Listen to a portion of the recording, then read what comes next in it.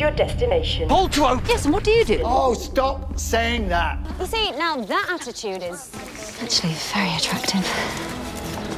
Here come the drums! So here it comes, the sound of drums. Here come the drums, here come the drums.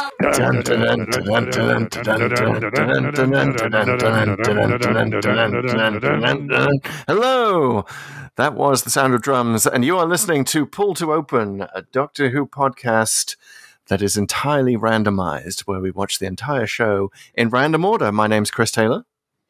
And I'm Pete Paschal, and we're here to keep your constant injection of Doctor Who in your lives, I guess, as we are sort of entering a post-Who surge after Eve of the Daleks on the New Year's special and the season that sort of led up to it. Did you watch Eve of the Daleks?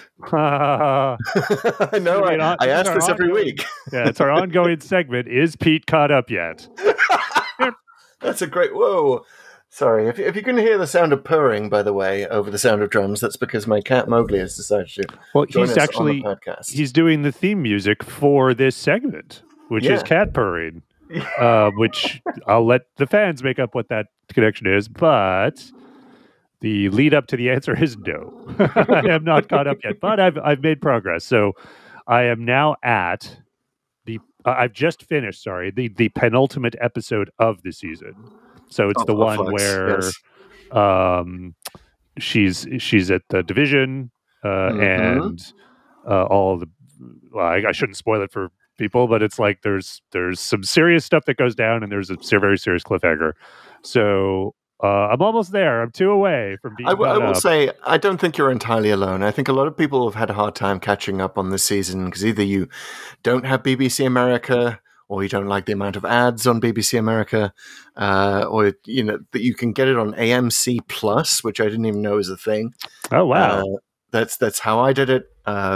Basically, you sign up for that, you get a trial month for free, so you can just catch up with all of Doctor Who for free if you can somehow get AMC Plus. And then you might decide to renew it, or you might cancel it after your trial month, after you've watched all the Doctor Who you can manage, and are completely caught up. It's funny. I do it through the BBC America app, and it's funny. It is hilarious how my life kind of revolves around Doctor Who in so many ways. I have the cheapest plan on my provider that provides BBC America. I actually that was literally like what I was looking for. So I've got a really cheap plan, but it has BBC America. And so, you just authorize the app with your provider. But I mean, man, did BBC America have the worst app for the longest time. And that, I think we talked about this before, like way early in the podcast, but it bears repeating. The TV station, the TV network apps are so much worse than like the actual streaming apps that actually, have to provide a good experience because that's their whole business. Yeah. But recently BBC America improved the app. There is a new version. It's better. My beef with it is that it seemingly has taken away casting ability. So you used to be able to easily cast your app to a Chromecast device, so Google Cast compatible. Now it's only AirPlay compatible as far as I can tell.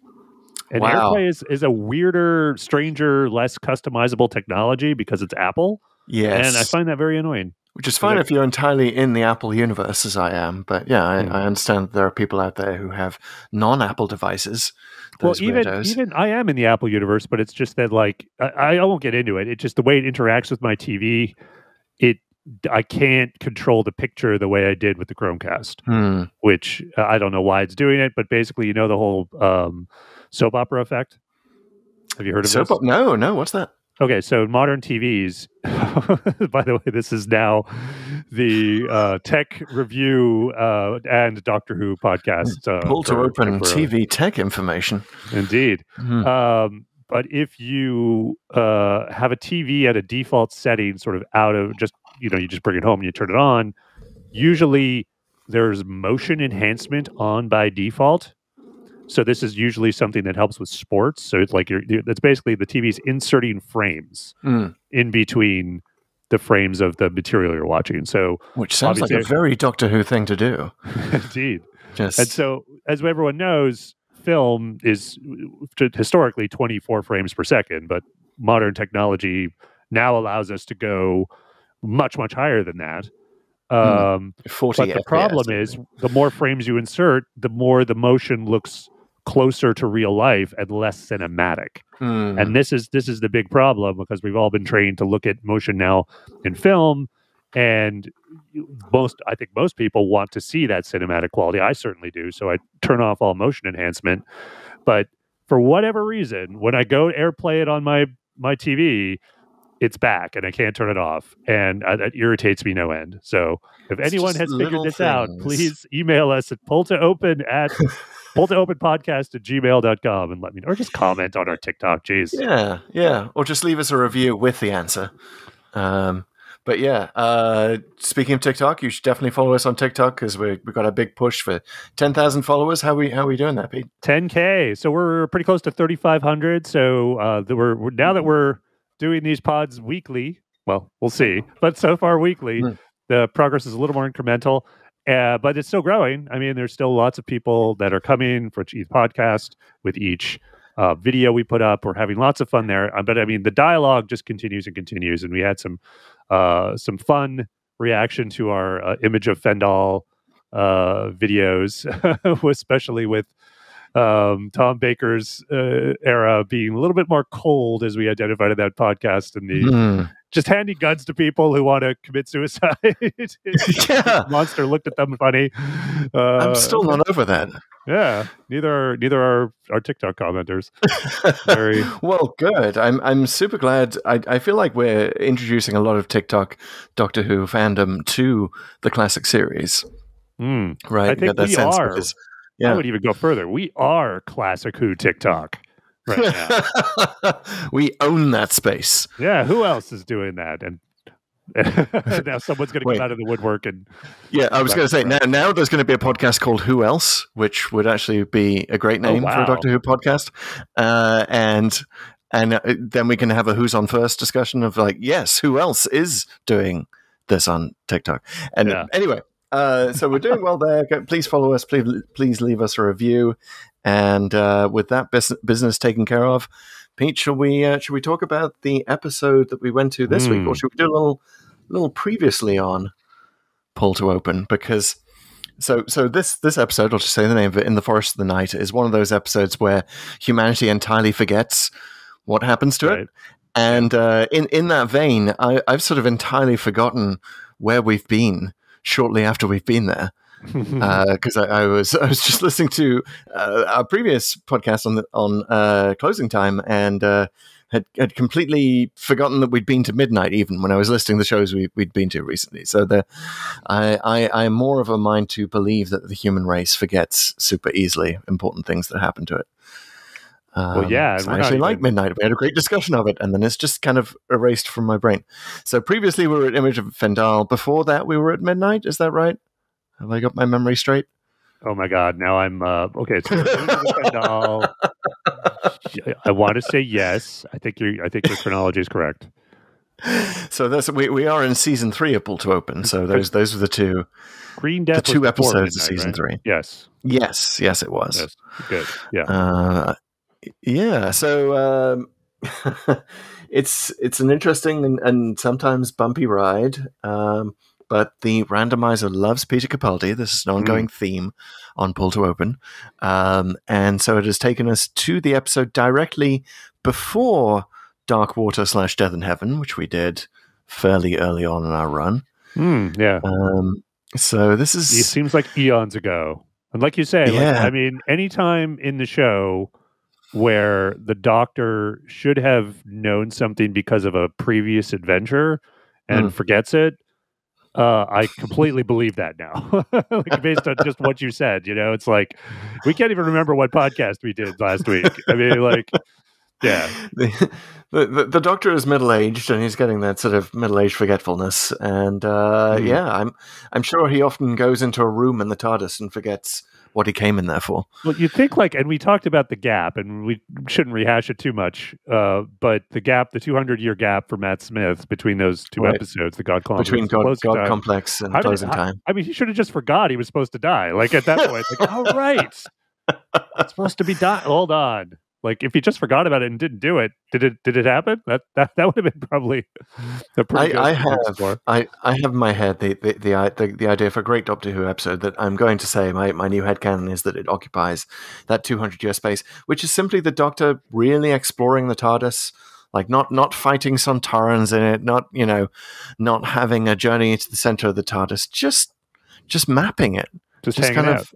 Yeah, just chilling, inventorying his rooms, maybe doing a little dusting. I'm sure it gets pretty dusty in there. Maybe he's configuring it like a very highly customized Excel file, so that he finally, because you could do that. You could rearrange the internal architecture, as we know. That's right. And it just becomes you could constantly perfecting it. Just stay in the control room, bring all the other rooms to you. Yeah. It's the lazy TARDIS maintenance. Yeah, well, I was thinking more like he's like Tim Allen. Just constant home improvement. It's just like, okay. And swimming pool. Well, maybe it's an episode. He finally finds the manual for the Type 40 TARDIS, and he's just sitting there reading it, going, huh. Oh, I did have the handbrake on. Oh, okay. That we will get to an episode, by the way, at some point where they do pull out the manual. I won't spoil it, but it's like, watch for that. Of course they do. Journey. All right, so we have landed in the Forest of the Night, and first, before we talk about the episode we landed on, as regular listeners know, we have a segment called TLDW, Too Long Doctor Who, or Too Long Didn't Watch. Oh, yes, we do. Yes, we do. And each week, we take turns, and one of us describes the entire story in 1 minute per Classic Who episode, 30 seconds per, 1 minute per New Who, 30 seconds per Classic Who. This is New Who. So, and Pete, it is your turn. Is it my turn? Must it be my turn? I was actually, like, when you were introing this segment, I forgot it was my turn for a second, and I was delighting in my like, oh yeah, Chris. Oh wait, and I like a second later, I was like, it's me. Oh yeah, I'm not delighting anymore. But as everyone knows, this is the time where we summarize it, but in perhaps record time, as far as we know it is. But we give roughly 30 seconds. We give 30 seconds for roughly every 25 minutes of the shows, because that was the classic series. Yeah. Episode structure, so we get a minute for these guys, these New Who ones. Yeah, and it's interesting. The reason I love TLDW, even when I'm the one who has to do it, is that it's sort of, I think if it's too complex to explain in a minute, then I think we found something wrong. There's something wrong with it. Like it seems like the best stories are more easily explicable. Is that fair to say? As a rule of thumb, yeah. Though you're kind of absolving us of, you're kind of assuming we're doing a good job every time, and once you factor in the lens and what sort of mood we're in and how we were paying attention during the episode, it might vary a little bit. I was going to say how much of the cold open we recap. Yeah, well, we've gotten better, I think, at like what the structure of these are. But yeah, no, I think that's fair to say. I think Doctor Who works best when it is. I guess straightforward is the word I'm looking for. That's not to say plot twists shouldn't be there or whatever. Obviously, we love those, but there should be clear stakes, and I think that is ultimately what makes a good story. Indeed, the stakes can change, but shouldn't be confusing, and they shouldn't change every 5 minutes, right? And it should be clear at any point what they actually are, which is definitely an issue with this story. But let's get into it. Let's get into it. Pete, you have 1 minute to recap In the Forest of the Night. Hold on. I got to breathe for a second. Okay. Close tabs. Suddenly my mind just completely went blank as my screen right now, which again, I've disappeared everything. There's no notes. There's no assistance. This is purely from memory, trying to recap the story of In the Forest of the Night. Yeah, when we become more of a YouTube podcast, we will have a camera trained on our screens, so that you can see we're not lying about this. We don't have any notes. We'd probably recap it a lot better if we did. But yeah, this is just a bit of fun. To add to the pressure, I'm going to turn up my ring light It's like I'm being interrogated. Yes. Okay. So, Mr. Bond, you will tell us the entire plot of In the Forest of the Night now in the next 1 minute. Are you ready? I'm ready, supervillain. All right. 3, 2, go. Okay, so there's a little girl running through a forest, and she happens upon the TARDIS, and turns out this isn't some forest somewhere. It's actually London. London has been overgrown with trees, and the girl turns out to be from this class from Coal Hill School. That's actually Clara's class, and they've been in a museum. And the little girl meets the doctor. The doctor quickly surmises that this forest grew overnight. They don't really know why. They meet up with Clara. They try to figure it out. But it turns out the girl who has some mental issues is in tune with these creatures that sort of, or it's the forest itself. And the forest has grown overnight, and it turns out it's been in response to a coming solar flare, which no one knew about. The solar flare is so massive it's going to destroy the Earth. And they were assuming that maybe the trees called it, but they didn't. They're actually trying to help. The trees are going to basically to put a ton of oxygen in the air and burn off the solar flare, but the world governments are going to destroy the trees before they know this. The kids make a call to stop that from happening. And it doesn't hurt anybody. That's you got there in like 1 minute and 3 seconds. I thought that was a very good showing, and maybe demolishes this theory that you can summarize a good episode. If you can summarize it quickly, it's a good episode. Because this one kind of left me cold. Yeah, unfortunately, I sort of stumbled, I think, a little bit in the middle there. I really wanted to get a line in about the Doctor and Clara and Danny's relationship and how they relate to each other, because I think that's ultimately like the thing that if anything succeeds in this episode, I think it's mostly that. Like there's a lot of cute lines and a lot of neat little scenes. I think overall it just doesn't quite work because of the stakes we talked about. But that stuff between Clara, the Doctor, and Danny, and even though not a lot's resolved, it's clear where everyone kind of stands. Which there's some nice interaction with them. I would say the subplot that you didn't mention, probably for good reason, is the fact that Mabe, who is the little girl who the Doctor finds in the forest, her sister Annabelle went missing, right? And her mom, who is so undeveloped in the script that I believe she's just called Mabe's mom. in the cast list, finds her there. They both find her there. Like, it's this missing sister subplot that we really don't have time to care about, and then she shows up at the end when all the trees disappear again, and we're just like, so okay. Yeah, really, this one, it's one of, like, I mean, we say this about a lot of episodes, but if it had time to stretch out, yes, I think a lot of this other stuff would have paid off, and I don't know if it deserves to stretch out because of just overall, I don't think the concept kind of works. So I could see like the idea of like, no, you got to shrink it down, but then they still try to keep all these threads in. Like the Annabelle thing in my mind just feels like completely out of nowhere. Like at the end, it feels like her sister comes back and the trees turn into hers, or she was hidden there. I don't get it. I don't get it. I don't know what happens there. Yeah, and we have comprehension whiplash, I think, watching this episode. Yeah, it's all just. This is honestly probably probably the worst example of Moffat treating Doctor Who as fantasy and not science fiction. Which again, I don't think that idea alone is bad, but it's kind of. When he turns it into this fantasy story where you kind of want to in a show that sort of tries to at least be scientific, you just run up these alleys and so at some point everything is just a hand wave. Yes, and it's like, not what even happened. It's not the worst offender. It's not even the worst offender in season 8. Which is what we're in. That would, of course, be the infamous, legendarily made me claw my eyes out when I watched it, Kill the Moon. Wow, claw. Oh God, I just and it's funny that Kill the Moon does good work, by the way. Yeah. I know, you never tell the difference.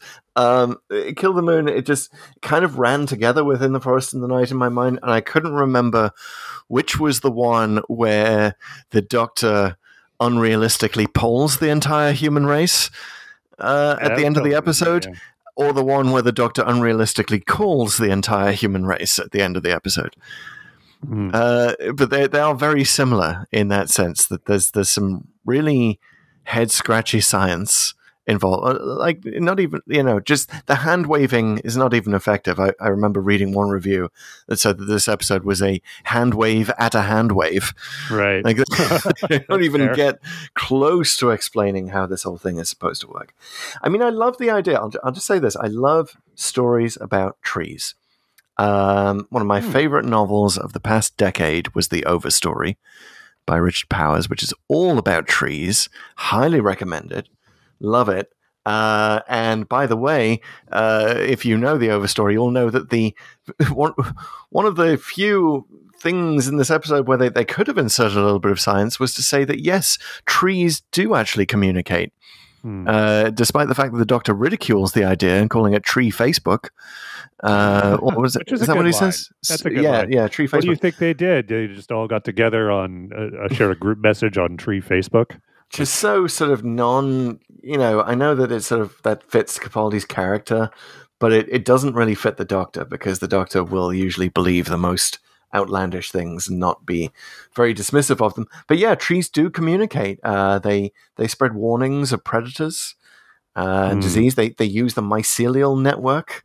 For Star Trek Discovery fans, you'll know what that is. But it's a thing. We're learning more about it. So, brand new science. Maybe even in 2014 when this was written, or maybe it was just before that study came out. But yeah, trees do communicate, Doctor. So, name a story where trees were amazing. Give me a story. Come on, man. You got to redeem this. I'm sure I believe you, Chris. Okay. I mean, stories of trees can be good. The Overstory, granted, is actually a story of humans whose lives have been affected by trees, and they connect in a very interesting way. But it's very much from the perspective of the trees, that kind of long, slow time kind of thing. Okay, I'll give you a good story with trees. Lord of the Rings, the Ents. Oh, okay, you got it. Okay. That concept. That one. But it's sort of antithetical. I was ready to yell at you about Ewoks, but never mind. It's antithetical to what goes on here, because whereas, the Ents are so great because they move so slowly and they operate in a different sense of time, and we're in the plot at that point. We're like, come on, deliver Merry and Pippin to wherever they need to go. So, Treebeard in Lord of the Rings has a very sort of, immediately feels like a character, and the trees feel real to you, and it's this wonderful fantasy thing. Right. Whereas here, it's antithetical, because somehow the trees appear overnight. We don't see them appearing. We don't see them growing, which would have been just like not a very heavy CGI lift to just see a few trees growing here and there. We see the effect of it, that they've grown over the TARDIS. And they destroy parts of Trafalgar Square. So, yeah, they tear down Nelson's column in record time. But I think, so I love a good tree story. I love the idea. What I wanted this episode to do in 2014, I remember watching it then and thinking this then, what I extra super wanted it to do in 2022 was make some reference at all to climate change. Not as heavy-handed metaphor, the trees will save us, the trees have always been saving us, blah, blah, blah. Even though we chop them up for furniture. Yeah. I do. You're supposed to feel bad about the treatment of trees in this episode. I get it. But climate change, like if that number of trees grew overnight, and we do see, like we pull back and we see that the entire Earth is covered in trees, so they've somehow covered the oceans as well, which is a little weird. That is weird. There's a lot of weirdness. If that suddenly happened, like they could suck enough carbon out of the atmosphere. Oh yeah, that's true. At that scale, that I mean, maybe someone who can do the math better than I can help us out, write in, tell us this. But I believe that even one day of carbon dioxide sucking, if you had the entire surface area of the planet covered in trees, that would do it. That would do it. I got to say, I like that. Although in terms of messaging, I think it gives you the opposite of what which is to say, like, oh yeah, go ahead and spew all that CO2, guys. The trees will just take care of it. Yeah, exactly. There's no human responsibility here with climate change. Or that's just one head scratching part of the premise. Well, totally, and it's just like in terms of the moral of the story or the theme, I think you're dead on in that it's utterly unambitious and so heavy-handed and just clunks you like Nelson's column falling out of the sky. Honestly, like it's just okay, we get it. The furniture line even smashes it again on your head if you missed it. But in terms of like, I think you're right in that trees can be interesting. Trees can even be scary. Yes. And I would counter this against even another Doctor Who episode that I don't think people might think it compares to right out of the gate, which is The Keys of Marinus, which is one of that story is very interesting because it's sort of like multiple stories that's really episodic. But one of the episodes of The Keys of Marinus features a forest that grows incredibly quickly, and it only does so at night. So when it's at nighttime, and it's the trees grow so fast that you could actually physically see them smash through windows and stuff, and it's like that actually really worked. I remember watching that one as a kid and being actually frightened of this force that is just, you you have to stay up all night to like they're like the weeping angels of trees. Yeah, you can't and it can actually blink. Like crush things and physically and grow, and anyone who's done like yard work and gets like frustrated at the end, you just kind of wonder like, wow, how did this vine like look what happened? Yeah, how did this like these invasive plants? I'm sure I'm not the only person to have vines tear my fence down. I mean, already kind of icky and like frightening on a weird natural level. To think of that as something physical and immediate on top of that can be very, very frightening. But to your point, they never do that. Like, in fact, even the stuff the Doctor says in this episode about forests being inherently scary and where bad things happen, and there's almost like a human race memory that is fear of it. It just rings hollow. Like, you kind of like, well, yeah, but it's bright green here, and your CGI wolves and your CGI tiger aren't really freaking me out either. Like, there's no real visceral threat here at all in this episode, and I think it's the worse for it.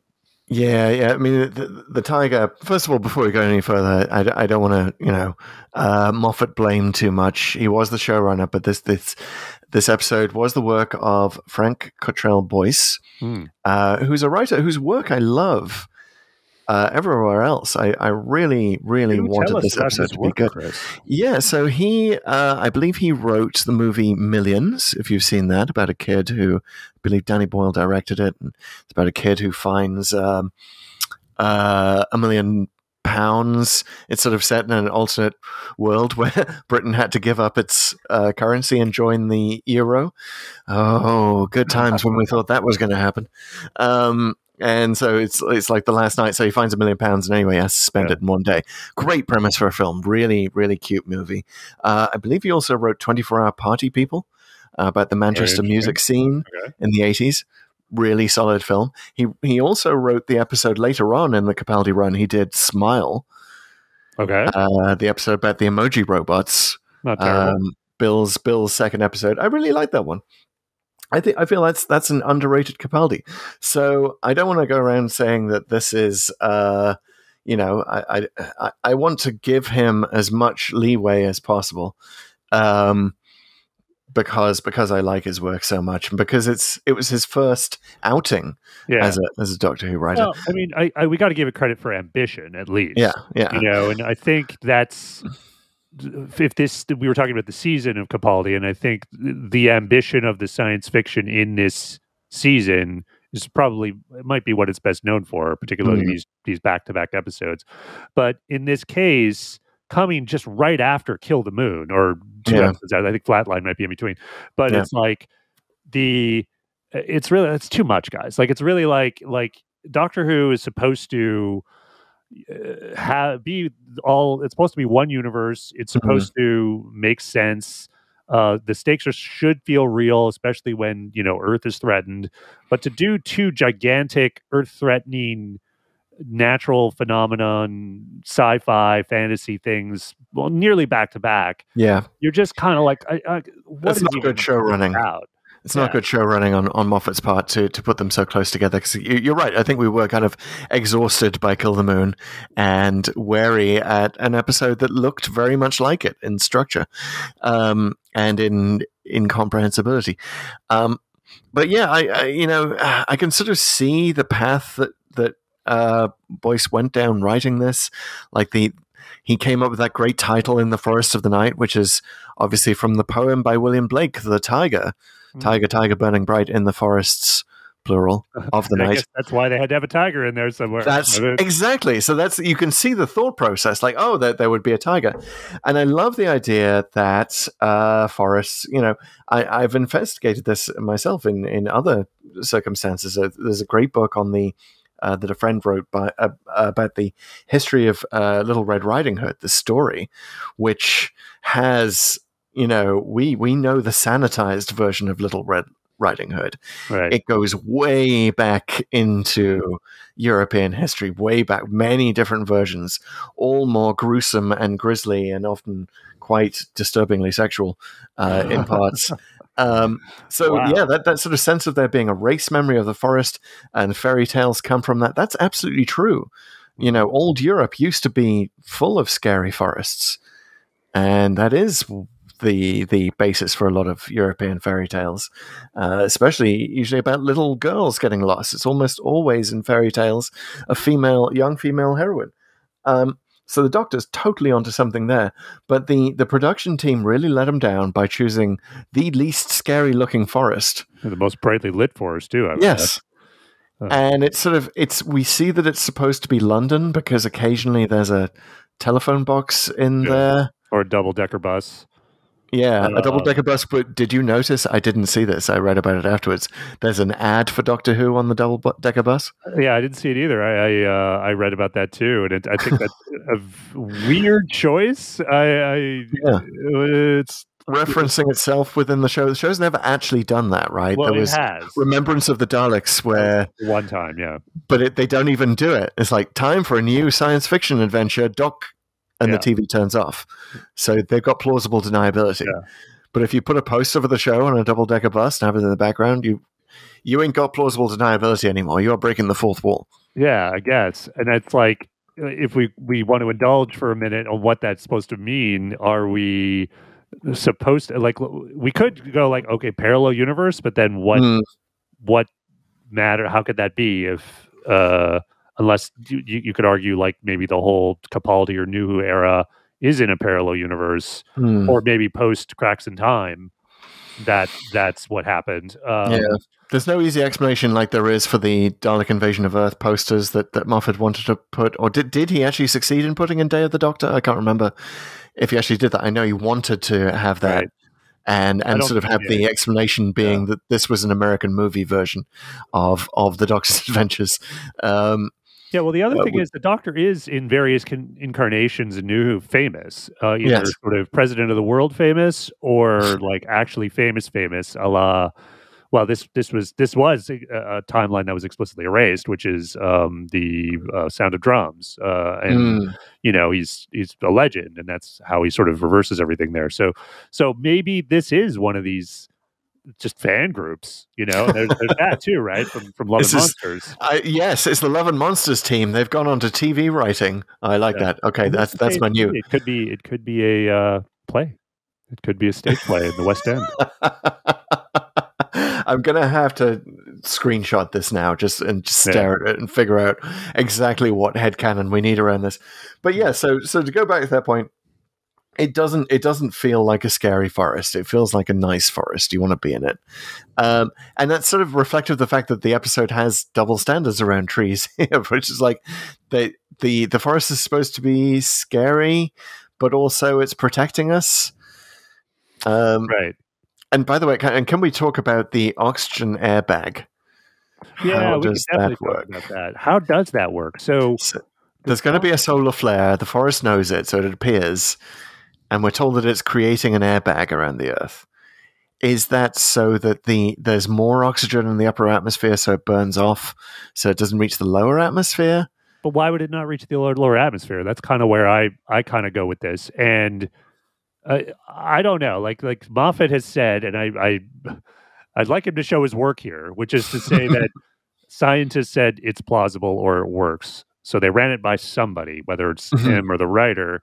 Well, again, please show your work. Like, I don't know if I believe you, because it sounds like if there's more oxygen in the atmosphere, wouldn't that be a more catastrophic event? And even if you believe that, okay, it only burns off oxygen in the upper atmosphere, that the energy discharge of that, like, wouldn't that do something to the Earth? You know, like there's all these levels to it. And there's another thing, like, here's the other thing that I found weird.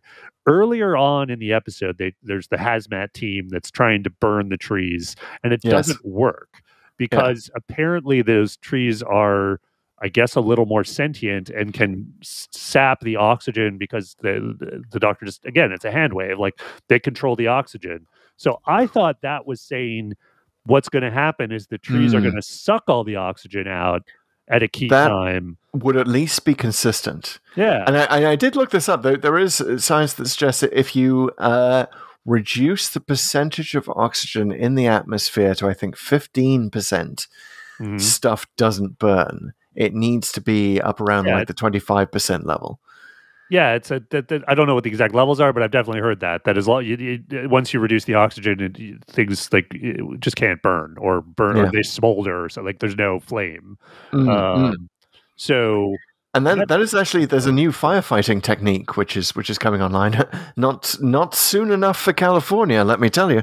But there's a new firefighting technique where they basically it's a blast of air that blows the oxygen out of the fire, out of the area. Okay. It's almost like you just point this air blasting technology at the tree that's on fire, and the fire instantly goes out. It's fantastic technology. That's awesome. And maybe it's sort of using the same principle. In California, yeah, seriously. I cannot take another fire season here. I'll tell you that. But yeah, so use that, but at least even if you're hand waving, be consistent with your hand waves. Right. So if the trees can suck oxygen out of the atmosphere, and you spent so much time explaining that can happen, and you've got this Cobra team. By the way, why the hell Cobra? Why not any of the other organizations that Doctor Who has given us? But anyway, they try to burn the tree, they fail. Why not have that be the Chekhov's gun for the ending? And there's a lot of that going on. There's a lot of, they set this up as this, but then it's that, but then they forget about that, so it's this again. And like I was saying about stretching it out, it's a nugget, right? Like they kind of like without the hazmat guys, without the Cobra team, the defoliation is all theoretical, right? Like what the thing they talk about at the end, because you don't see any of it. I think you hear a broadcast when they talk about the Cobra name, but that's it. And so you kind of need that scene, but you also kind of want more there on every level. Like you want to see one of these people, you want to have one of them be a character, you want to hear more about the defoliation plan escalating from burning to chemicals, and experience a little bit more of that fear from the world at large, which would be good and visceral. But again, and we'll get to it in a bit, it ends up being more about this personal story between the Doctor and Clara and Danny. But all this other stuff they put around it, you're just not buying it. It just doesn't make sense. And honestly, like now to get into a bit of a fanboy critic of these kind of things, the whole idea that this solar flare burns off the excess oxygen, or gets sucked out, whatever, something happens, and everything just goes back to normal. Like everything's fine. Everything is basically reset. Way too hand wavy, and they do this a lot. And it's not just Moffat. I mean, Davies has done this too with Journey's End, where the Earth gets steered back. But Moffat has probably done it more. I'm thinking also specifically of like the Slow Invasion with the Power of Three, but it's like there's no long-term effect, like nothing. Like those trees seemingly broke through concrete, at least. Like there's got to be billions of dollars of property damage. Like why isn't this a thing that's just referred to or talked about? These world changing, like world threatening stakes. Like I would like to see as a fan references to those episodes more, right? Like that like, oh, this one time that this thing happened, and because of the trees destroying cities by breaking through the concrete, there was a massive reconstruction program, and maybe there's interesting things to be had said by that. That would be fun. There's all these little opportunities you could have with it, and they never mention it, and because of that, it just you just don't feel it. You don't feel like this is one universe, and I really want to. Anyway, that's it's a bit of a fan rant, but I think it's valid because Moffat does this all the time. It's just reset button, reset button, reset button. Yeah. And at some point, it's just like, if this is supposed to be the same universe, that shouldn't just be a reset button. Yeah, I mean, he really. It's an issue over and over again in New Who, especially, that like they reference it sometimes and then they don't reference it other times. Well, Davies was better at doing it, right? Like he really was sort of world building a little more there with references back to previous seasons and the arc plots he did, and he would hand wave what he needed to hand wave, certainly, but you did get more of a sense that like, oh yeah, Torchwood connecting this, the Pete's world, and like there was just more there. There was like, like. Even if it wasn't a planned nugget that turned out to be something later, like he would go out of his way to build on things he'd already said. And that was very appreciated. So I look forward to more of that when he returns, I hope. Yeah. And why so the trees could just appear and disappear at will. We learned this only at the end of the episode. Again, it would have been nice to insert that information earlier. But also they are real and physical enough to tear down Nelson's column. Now, I literally just typed in, did Admiral Nelson have a wooden leg, because I was trying to find some reason. This is the extent to which we Who fans will go to make the show make sense. I'm Googling about whether Lord Nelson had a wooden leg, and maybe that's why the trees had it in for him. That's why they tore down the column. It's the only actual destruction that we see in this episode from the forest suddenly appearing around the world. But no, he did not. He lost an arm, not a leg. So they've really got no reason to tear Nelson's column down, other than trees are just being assholes. But like, why is there no effect around the world? We even have that little clip at the start of like news stories from around the world, and the greatest problem elucidated in those little clips of reporters is that a football match has to be delayed. because the pitch is covered in trees. Like, talk about not really explaining the stakes. And also, emergency services can't get to you. Yeah, I mean, I wanted this to be reality. I'm so, in common with a lot of people, I'm afraid of what climate change is going to wreak. I'm here in California. I'm seeing the brunt of it with the fires, and you may think I might not want more trees for that reason, but literally. Rewilding is a thing, right? It's a legit thing. It's a legit way to suck carbon out of the atmosphere. And you see statistics like if we just let half the world's fields lie fallow within a couple of years, we would have enough of a carbon sink to basically solve the climate change problem over time, right? Suck enough CO2 out of the atmosphere. So watching this again, as in the 2020s, as the climate change crisis gets worse and worse, it really is like, what's the problem? And why do we want these trees to disappear at the end? Let's just... They're in the way, Chris. Yeah. They're in the way. They're in the way, yeah. Good furniture, because they don't have the rings, right? They don't have that texture that... although they might be gorgeous furniture, like really pure wooden furniture. If they could just...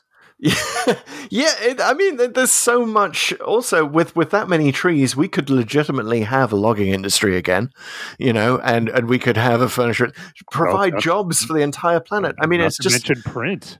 Magazines out there. Yes. Bring back newspapers. We have the trees for it now. Like, there'd be paper mills in every town.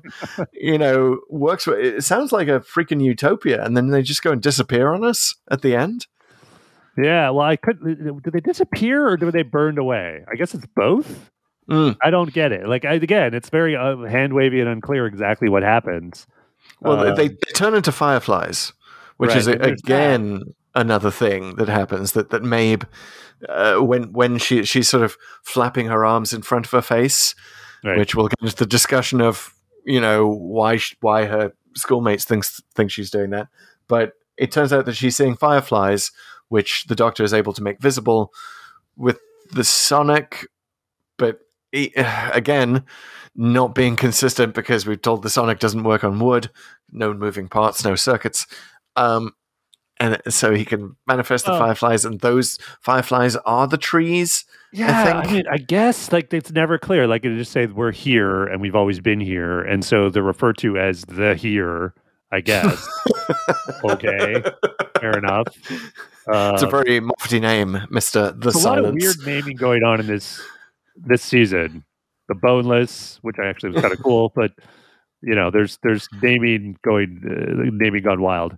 But I just don't think it adds anything. Like, it's really only there to give the Maeve plot something, and it's never really done in a satisfying way. Like, essentially, justifies. Well, it's like she's experienced loss, so therefore she's always looking. She's more aware.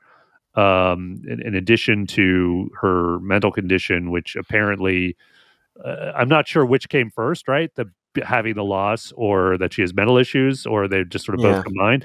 And so because of that, she's attuned to these creatures, whatever they are they the trees? Are they in addition to the trees? Are they, is it like a Gaia force? It's never really clear, but it's really only there not to give that answer. It's there so that her sister can come back at the end and give her that happy ending.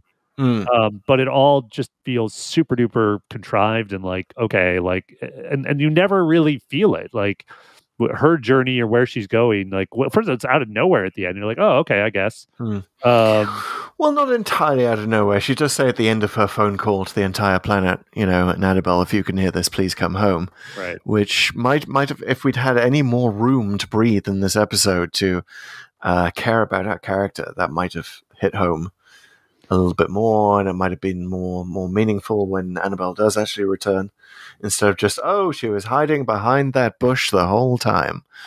Well, back on the fireflies for a bit, why don't these creatures ever give a straight answer? Why did they have to sort of discern what was happening? I guess dramatic for the fact that why don't they just go, the solar flare's coming, we're here to protect you, don't burn us down, okay? Yeah, instead of putting on the scary voice, talking through a small child, which is always scary, and telling us that they've always been here. We have been here before you. We will be here after you. I mean, how many... The Doctor, if I was the Doctor, I'd just roll my eyes at that, because how many creatures have told you that? Okay, you're old, we get it. You're as old as the universe, whatever. That doesn't tell me much about now. Like, that's like walking into a cocktail party and introducing yourself to everyone by your age. I am older than you. I was go around a party once there are parties again, post Omicron, and just tell people younger than you. Look for people younger than you at the party. Tell them you were around before they existed. See how well you get on there. I think the trees need some sort of I'm social. Considerably older than you. And I will be here after you. Throw that in there. Then it gets really creepy. Yeah, like you're in Scream. But yeah, trees not the greatest social skill. So maybe they did need tree Facebook. Yeah. Or maybe they're just arguing with each other on tree Facebook with their tree crazy uncles who have tree conspiracy theories. Well, speaking of family squabbles, shall we get to what I think is the heart of this episode, which is deepening the relationship and sort of lines between Clara, the Doctor, and Danny. And I guess I might open this with a question, right? With the background being that, okay, here it's exposed. Clara is exposed that she's been traveling with the Doctor and staying in touch with the Doctor, even though she had told Danny at some I forget exactly the exact arc of this season, but at some point she said she's going to not do that anymore. Or just right. And it's exposed that she is. Danny seems to really take it in stride, and I'm kind of like, I thought by the end of this episode they would have broken up over it. Honestly, yeah. Well, she's busted because and first of all, it does really feel like she's busted, like it's an affair that's been uncovered, right? Rather than just it's just going off in this time machine with this dude.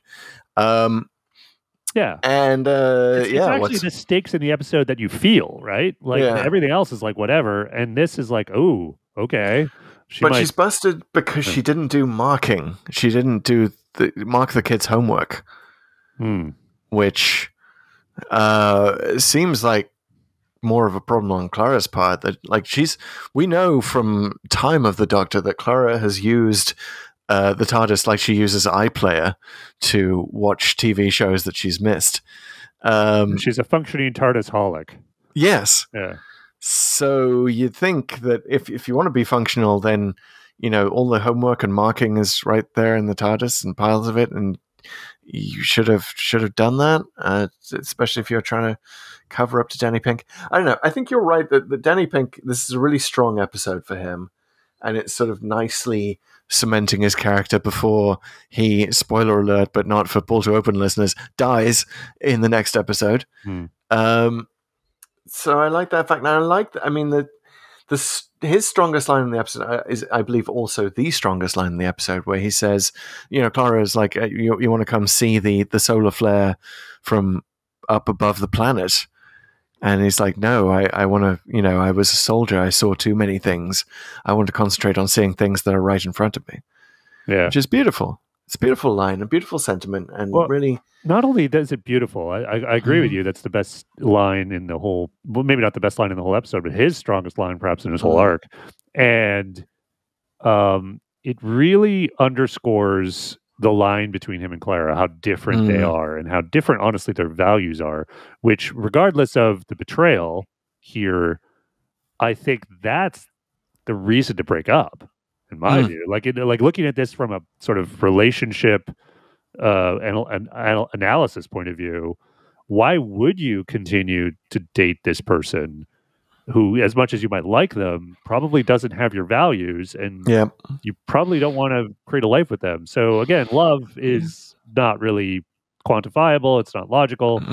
So, I'm not trying to say that. Like in other words, okay, it's still. I don't think the death in heaven stuff is stupid because of it. I think their relationship can still work, but it's like, they never quite answer that, right? Like why? Like there's no bookended scene like we should stay together because X or Y or feelings. All right, I mean it's just sort of implied, and I think it's a little bit weak. We broke up over irreconcilable differences. She was more of a time traveler, and I was more of a time staycationer. The Doctor Who equivalent of a little bit country, a little bit wrong. It is odd. I mean, I can buy that they would have irreconcilable differences in their relationships, but still like each other. That's definitely par for the course in relationships, in my experience. Kind of you work through that stuff, and maybe perhaps they would have worked through that stuff. I do remember, by the way, at the beginning of Dark Water, Clara has all those Post-it notes, right? And they're talking on the phone right before he dies. And most of the Post-it notes say, just tell him. Just tell him what? Because now I'm remembering that she was actually busted in terms of having traveled with the Doctor. So what was she? She's just telling him how she feels about him, right? It's not just... It's not that there's another shoe to drop. Well, he knows everything now. Yeah, now he's just found out that she's still "quote unquote" seeing the Doctor. So it's one of those. But it's okay. It's okay. He's not in a sexy incarnation anymore. Totally. He's too old for me now. All of a sudden. Yeah. So in other words, like I guess we're seeing these out of sequence. So and intentionally so. So I don't know if we should go too far into it, but it's like. Going from here to Dark Water, where she's like, they basically say, "I love you" to each other, and deepen their relationship. It actually does feel like a non sequitur to me, and maybe I'm just cold. Maybe I'm just like too logical about relationships. That's fine. Feel free to call me out on that, to Pull to Open listeners. But I feel like this is the breakup episode, and to go. I think it's fair. It's like I don't get it.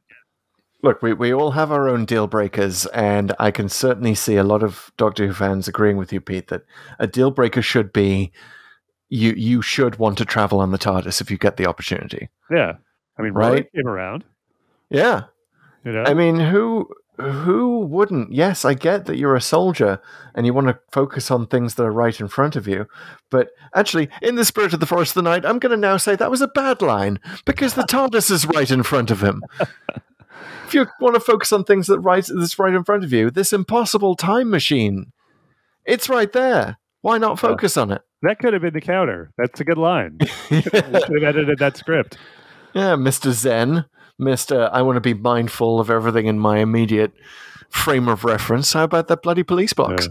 So speaking of a few things that I also think work in this episode in terms of lines, I do like, just generally as a pair, Coleman and Capaldi. I think over their entire run, as we've visited many times now, there's this evidence grows throughout. Their chemistry is good. I really like the initial phone call where she thinks she's got something awesome, like, oh, something crazy sci-fi happened to me, and he basically is like, I saw it first. It's so that was really funny. There's bits about him joking about Les Mis, I think, like being too long. And now, is he talking about the musical or the book? I don't know, but honestly, like, I hope he's talking about the musical because I count me in the camp of like, I don't know what the fuss is about, everyone. It's a lot of singing about being poor and stuff. Yeah, like I tried watching the most recent version, the one with Russell Crowe, and yeah, I had to stop that halfway through. So I'm down with it on the movie level. Never seen the musical. I guess he must be referring to the musical because we all know that the Doctor can read books in 5 seconds. Yeah, that's true.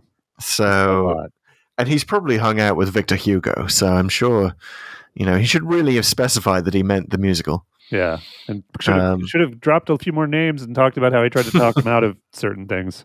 Anyway, yes, exactly. I tried to tell Victor Hugo not to sell the musical rights. that might have worked. Yeah. The Capaldi Clara stuff, I think, works really well, even if there's not a lot of progress here. It's just, it shows their deep relationship, their easygoingness, and it conjures up some good lines. So I've got to give even sort of what many might consider a clunker Capaldi episode points for that. I like his description of Clara as, was it surprisingly round face? At the start, where Mabe just finds her way onto the TARDIS, which, by the way, in itself is a plot hole. That she gets into how does she get into the TARDIS, right? How does she how does she get out of the museum? Right. Somehow she's gotten out of the museum. We just sort of missed that whole bit. That's true. Yeah. So maybe she must have found some other exit. Maybe there was like a window in a bathroom or something. Maybe. We're going to get to it early again. Where was the Clara Splinter question? That's a good question. We can take that. Though I feel like in this, we're post Night of the Doctor or post Time of the Doctor, whatever. The name of the Doctor. Name of the Doctor. We're post that. Are there Clara Splinters? Post Name of the Doctor? Doesn't she splinter through his entire timeline, past and future? I guess it depends on what camp you come in on and whether Trenzalore even happens anymore, right? Like, was Trenzalore his tomb because the Matt Smith Doctor actually died, and then did he change that, and therefore is that even his tomb anymore? Has he changed his entire timeline? I don't know. That's a good question. Well, given that we always ask this question about the Clara Splinter, I believe it should be pulled to open head canon that it's because there are so many plot holes in this one that she could solve this different version of Clara, who is not locked in the museum, could come and let Mabe out by a back door or a window or something, and be and sort of fulfill that whole thing of like, Clara told me to come. Miss Oswald told me to come, or whatever she says. Oh. You know what? That totally works. It works so well in this episode. I'm going to go. It's forcing me into that interpretation of Trenzalore. So of Splinter Theory. It still happens. It still is too. It's in the future somewhere. So Clara got splintered throughout his entire timeline. Like known to splinterologists as the post-Trenzalore interpretation. Awesome. Wow, we can get really nerdy on this. We'll running around London alone when there's a forest. I mean, again, this is a nitpick a bit because the plot's the plot, but like nobody else is around. Like nobody. Yeah. There's the doctor, the kids, and the hazmat guys. Yeah. And I don't think you see a single other person. My immediate thing was, why didn't social media say anything? We are firmly in the social media era here. Yeah. Although, is it supposed to be 2016? Another weird thing that this episode does is pushes us forward 2 years. Not weird at all, though. I actually really appreciated that as like a nitpicky fan, because a Doctor Who in New Who, and they haven't always been great at this, but mostly they've been good, is putting in those gaps and putting episodes chronologically where they should be because of them. So what am I talking about? Talking about the gap. The first one is actually it's right away, right? Rose is taken out of time for a year between a couple of episodes, mostly as a funny thing to do. But it's right. This is like what the great thing about Davies. He dealt with it. Like it was like, nope, she's back a year, and they don't erase it, and there's actually reverberations from that, throughout that episode of that season. So that's great. That's how you should treat episodes like this. But they also knew who was really good about building in that gap after that. So now, once she came back, everything was 1 year in the future.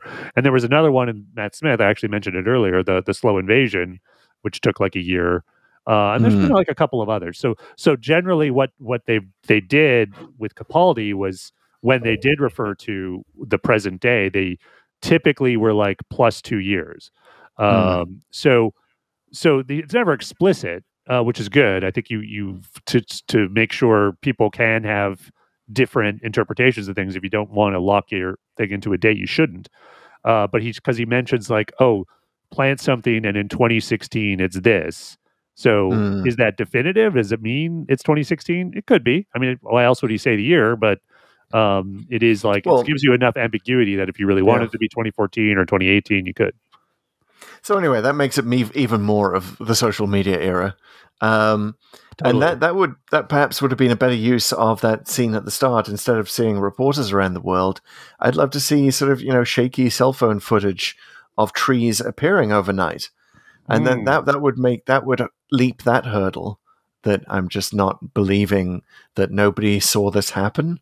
Like we just woke up and the trees were there. Here's what I think. Here's my theory. I'm going to blame Moffat for this, even though I have no evidence, but I'm going to do it because he was so criticized for, in Flesh and Stone, showing the Weeping Angels move. Clearly, I think it seared him. That it basically, because I think universally the consensus is now that was a big mistake, like that they should never have shown the angels moving.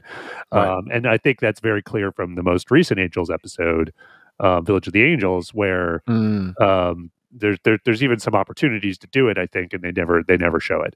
So I think he's sort of thinking wrongly in this case that it's actually more scary to not see the motion there, whereas I think that's the wrong call for the very reason. One, it's like it would be cool to see, but also like I think it is scary to sort of watch.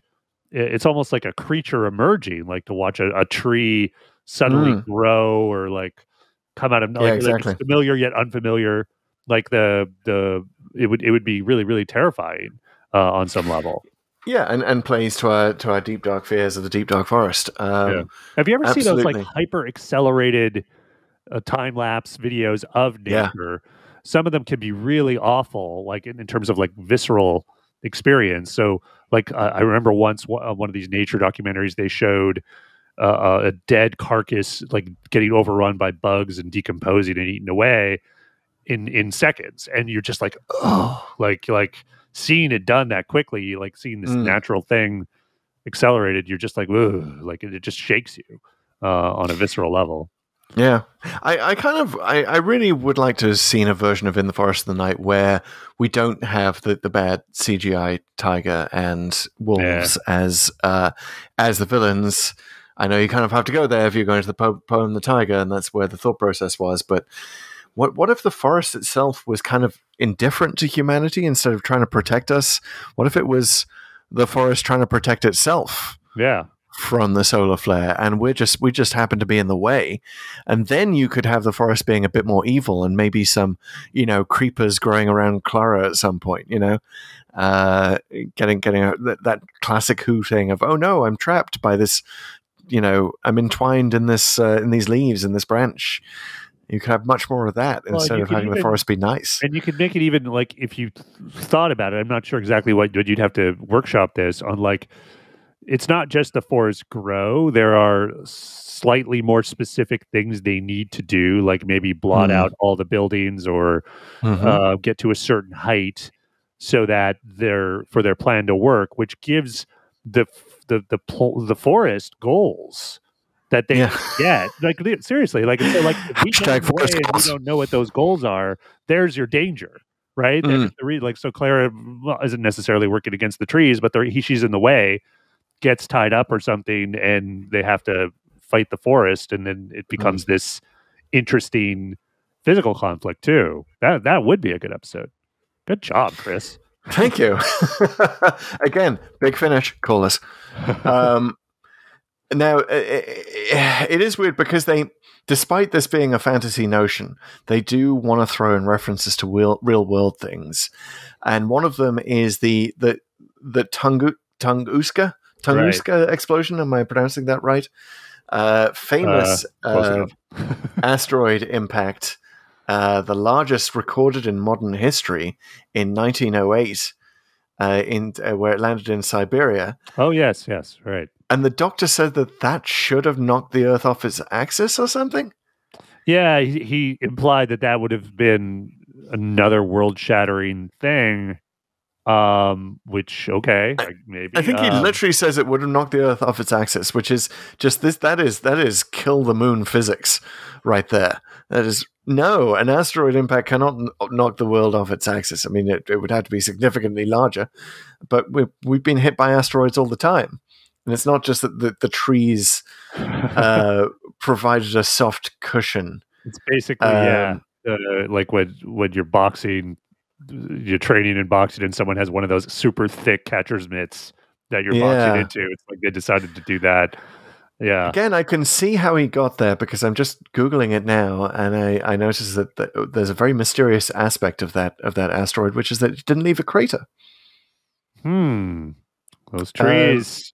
The theory is that it was an airburst, an atmospheric explosion, still enough to cause massive damage to the forest in the region. So he probably, this may be a case of too much research and too much that you're trying to squeeze in, and it just you don't quite squeeze it in fully, so you kind of flick at it, but then that sort of part of the script becomes a shadow of itself because the original point of putting it in is lost, and it just all gets flattened and compromised.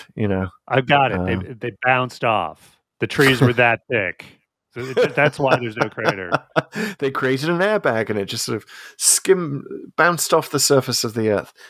Yeah.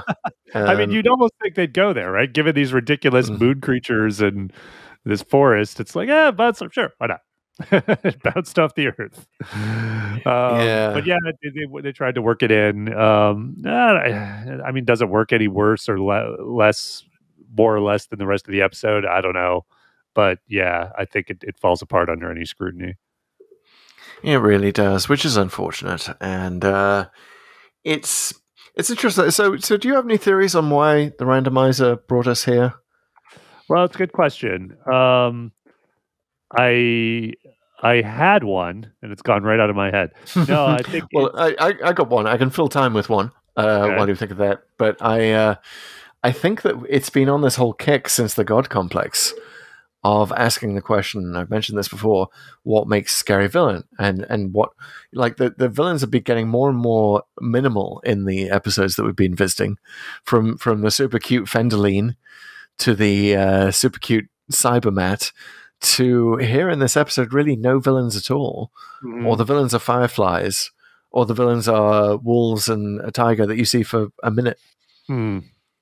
Villains are trees. Yeah, I think it's getting us to question what's an effective Doctor Who villain, and certainly I'm still in the camp that rundown Cybermen probably not the best choice. But in here, I think this one might even be questioning on that score, like if there isn't a villain, is it a Doctor Who episode? Right. Because like I say, they clearly they wanted to do more of a personal story with an environmental message to it, and tried to do it in this. They try to do it in this sort of modern way where there's no violence and not even anything evil. And I get what you're trying to do. It just does not resonate without any kind of like peril or stakes. And this is in fact the first, again, a segment we're going to get to a little bit early, or maybe getting to it right on time. What if the evil plot had succeeded? Right. Well, actually, I just remembered what I thought. Please go ahead. The randomizer brought us here. And it's the scene we already talked about, which is where Danny Pink describes sort of his life philosophy and the things that matter to him or the things that are right in front of him. And we're seeing this very soon after the Green Death, where Joe had a similar conclusion, but this is at the end of being a companion of the Doctor. Like it's almost like I would interpret it in Joe's journey in some ways as arriving to sort of becoming a Danny through that theory, like knowing the wonders and having been enticed by them for a long time, but now kind of outgrowing them. Now wanting to do something a little more personal, a little more grounded, if you will, and coming to realize that's who she is.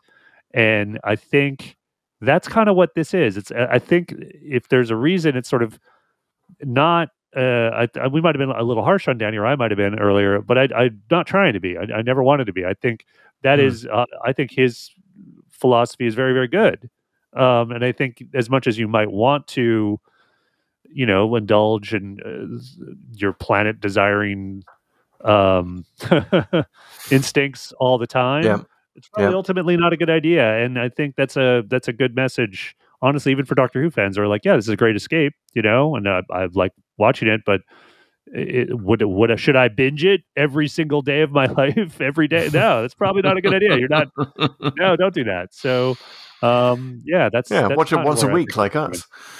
And there's also, you bring up a good point about, this sort of segues into a good point about companions, about who isn't a companion. Right. That's definitely something that the randomizer seems to be interested in. It was brought up in the God Complex as well, where the Doctor almost gets a new companion, but not quite. Definitely brought up in Closing Time, where the Doctor's traveling alone. And this question of, does Craig count as a companion? What's your take on that? I'll start with my answer and work back from it, which is yes. Craig is absolutely a companion. Yes. I think that even though he doesn't travel in the TARDIS, which is sort of the traditional definition. We need a more sophisticated filter than doing that. Because I would argue the Brigadier was a companion well before the Three Doctors, which I believe is the first time he travels in the TARDIS.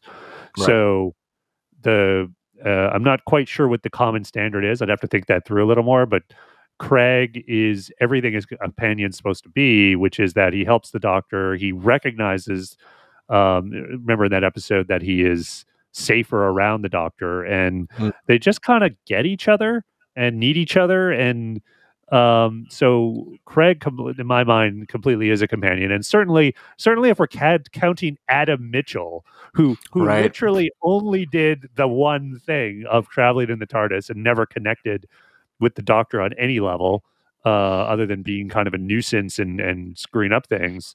Yeah, they weren't really friends. There has to be sort of a, you can say traveling on the TARDIS is a good metric, but maybe just friendship with the Doctor is a better metric. Then again, that would give him companions in almost every episode. It's got to be deeper than that. I agree. Yeah. Like, or maybe we just need to really define friendship better, because there's plenty of acquaintances of the Doctor all over. And I think if we really looked at friend versus acquaintance, the filter gets a little better. Like someone maybe the word to use here is not friend, not companion, not assistant, but the one that Craig actually uses in closing time, which is mates.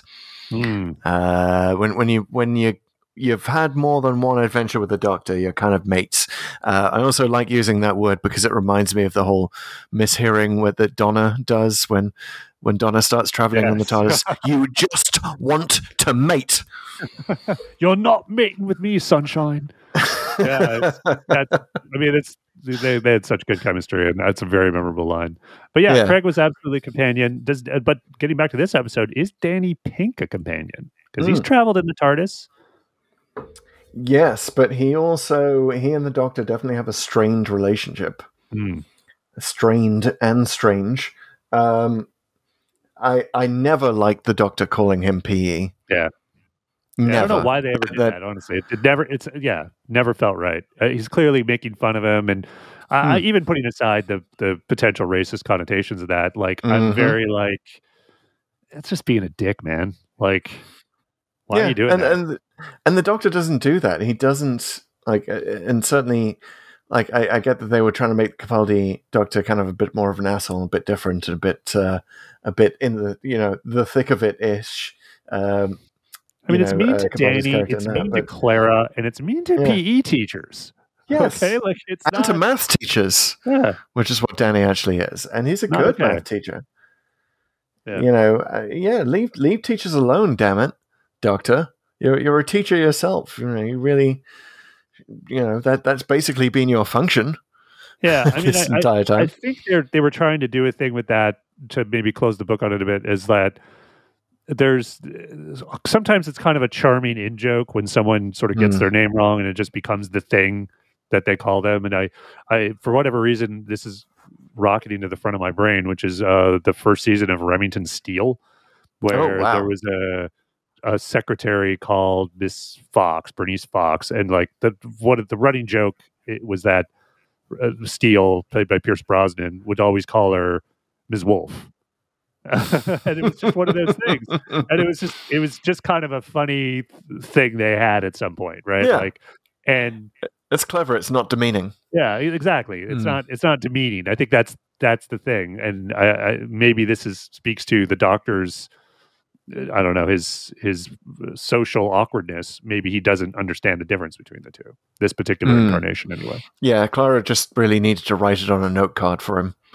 Yes, Danny is a nice man, even though he's a soldier, and he teaches math, not PE, and you can just look at that flashcard over and over. I agree with you. That never landed right. I should never have happened, really. And if it's also just occurred to me, does the TARDIS move with the kids in it? Are all those kids technically companions by the old definition?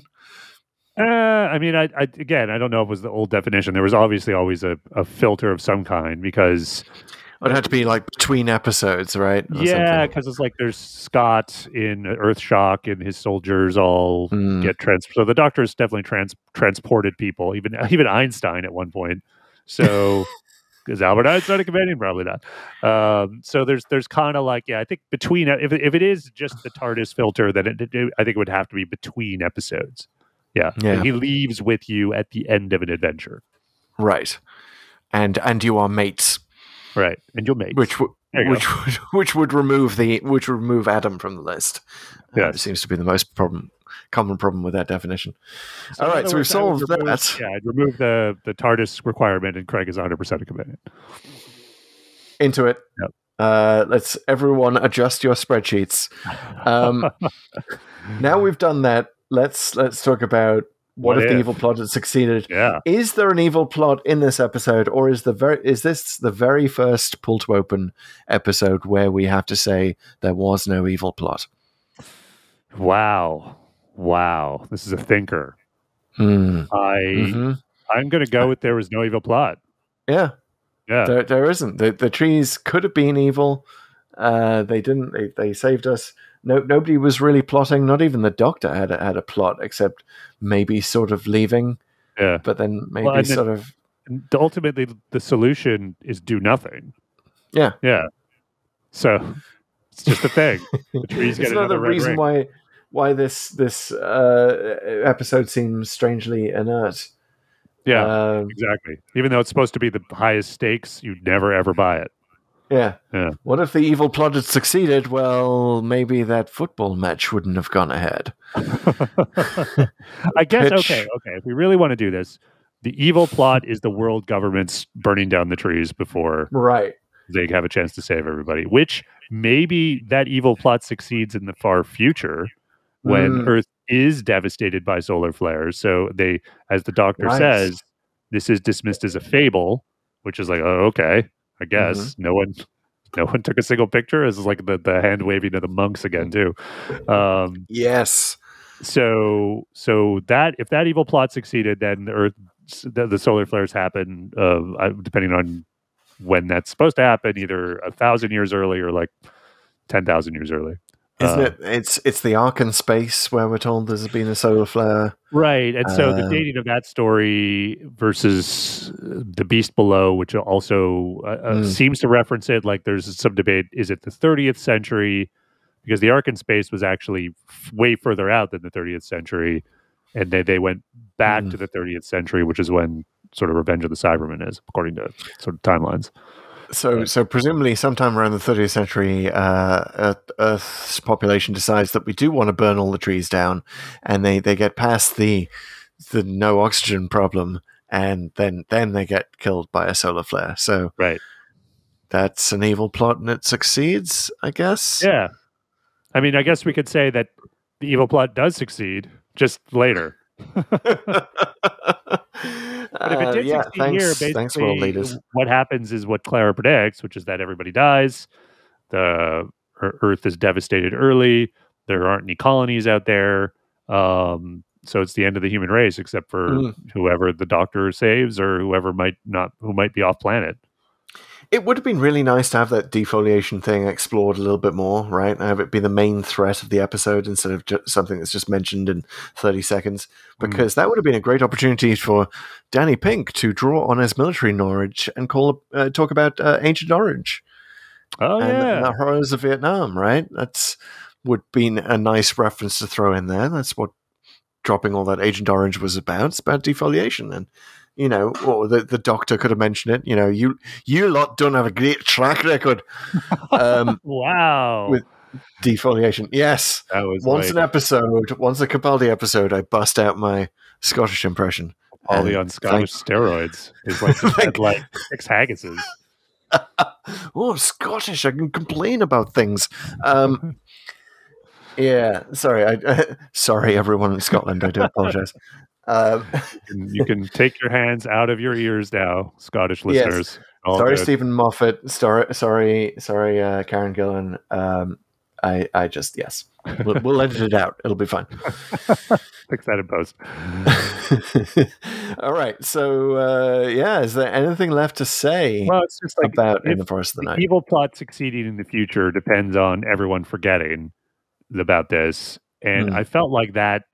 Again, it's one of these Moffat-y things, which I guess addresses some of my earlier criticisms. But again, I'm just saying I don't buy it, which is that everyone just forgets about it. It seems like the Doctor's speaking more of like hundreds of years in the future, which fair enough. Maybe that is why the solar flares happen, you know, it's millennia later. But it just sounds stupid here. It sounds like an excuse to be like, we're never referencing this episode again because everyone just forgot. And it's like, nah, it doesn't work anymore, dude. You know, if I was RTD and I'm thinking of coming back for my second time, already coasting on this incredible fan goodwill, I would just make every episode and the entire 60th special just a discussion of every plot hole that's ever been and an explanation for every plot hole we've encountered in the first 60 years of Doctor Who, and just get all of it, just get that all out there, and then we can all move forward in peace and security. RTD, I'm available to audit that list and put it all in some Jira tickets for you if you're so inclined. We could prioritize together. Okay. I mean, there's all sorts of things you could do. Just insert the silence throughout the rest of human history. Say that they're responsible for us forgetting. Revenge of the Silence. I love it.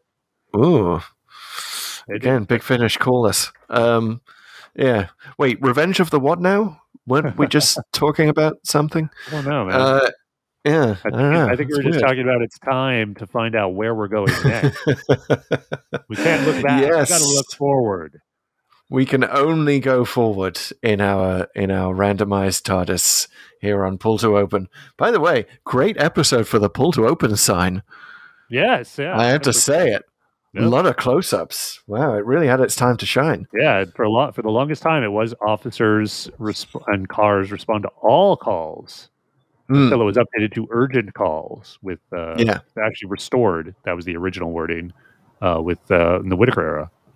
So but a lot of close-ups. Really, it really glows, man, in that brightly lit forest. Yeah, and really. It's the thing lighting up the forest. It's the TARDIS, just like the beacon.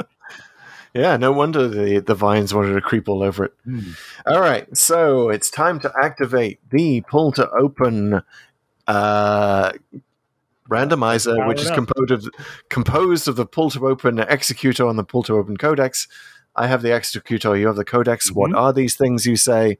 Well, the Codex is a spreadsheet of our list of 299 Doctor Who stories, including Eve of the Daleks, which I'm going to love it if the randomizer makes us go there, Pete. It's like, no, the randomizer's like, no, you really got to watch this. Which is kind of what I've been doing. But I have the executor, which is random.org, which is a website that creates a true random number because computers are terrible at random numbers. They guess at random numbers through algorithms, and it's just not truly random. Certainly not as wildly random as our journey so far that has seemed to compose largely of Peter Capaldi and a little bit of Tom Baker. And where the episodes all bunch up together.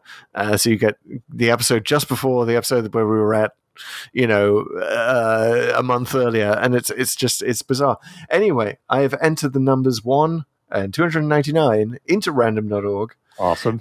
Which is about to use the atmospheric noise of atoms bouncing around the atmosphere to generate a random number for us. And Pete will tell us what story that random number corresponds to. I will cross-reference that number with the Codex and find where we are going next, our new destination. We haven't had a time-locked episode yet, but that may happen. Yeah, it's more likely to happen. We'll bounce right off and we'll start again if that happens. All right. But it's getting increasingly likely every time. We like to give the randomizer challenges sometimes. Yes. I'm going to leap off some of my earlier comments about the Keys of Marinus and not necessarily be that specific, but like let's go back to Hartnell. Why not? Let's do it. Let's get another. All right, I like old that. guy doctor. I like that. I'm gonna say just because we haven't done it so far, and because I'd like them not to all bunch up at the end, give us a Colin Baker or a Sylvester McCoy. Yeah, man. Yeah, let's do it. Yeah, let's represent them or a Paul McGann. Yeah, or Eccleston. Exactly. Paul McGann is like, picking one number on roulette and then it's coming up. Like that would be insane. Yeah. It's going to happen someday, but when the day it happens, it's wow. That's going to be. It's going to be super wild.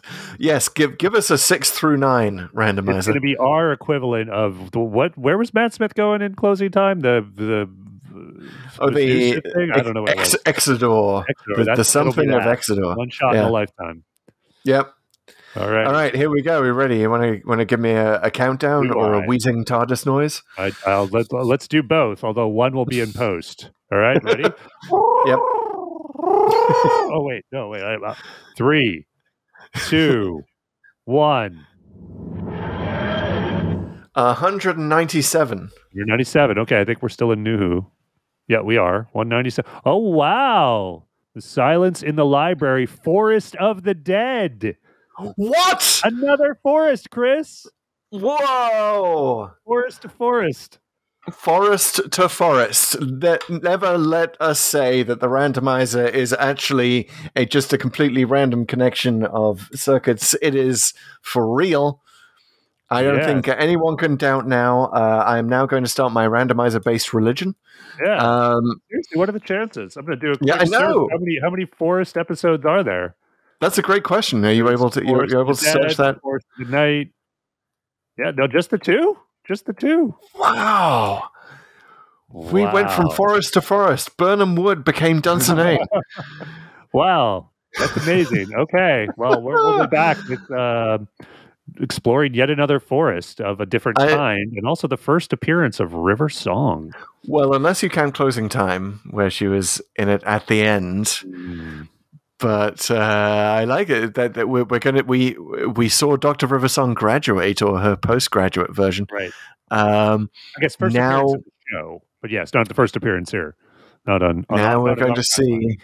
Yes, exactly. It gets a bit confusing, but yes, the first full River episode or episodes. I should say the introduction of River Song, perhaps. Yes. But yeah, no, this is a wow. I remember this one. Yes, there's. I'm really interested in revisiting it, especially post. I haven't seen it since seeing the entire River chronology.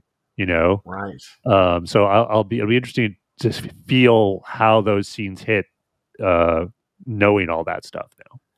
Yeah, we're going to get a big chance to talk about River and the whole River storyline. So I think we can say it's pretty much over at this point. I mean, nothing's ever 100% over. Yeah, I mean, she might do a Jack Harkness type guest shot or cameo, but somehow feels wrong with her. I don't know. I mean, I'd love to see River flirting with Jodie Whittaker. That would be a lovely thing, but that might sort of, might interrupt the thing that's happening with Yaz now. So maybe I don't want to see that. Okay. But yeah, we'll talk about River. We will talk about the library. We will count the shadows. We will turn out the lights. Right. We got to. Still, one of my favorite things I do like to do to scare my wife is I have to do is say, "Who turned out the lights? Hey, who turned out the lights?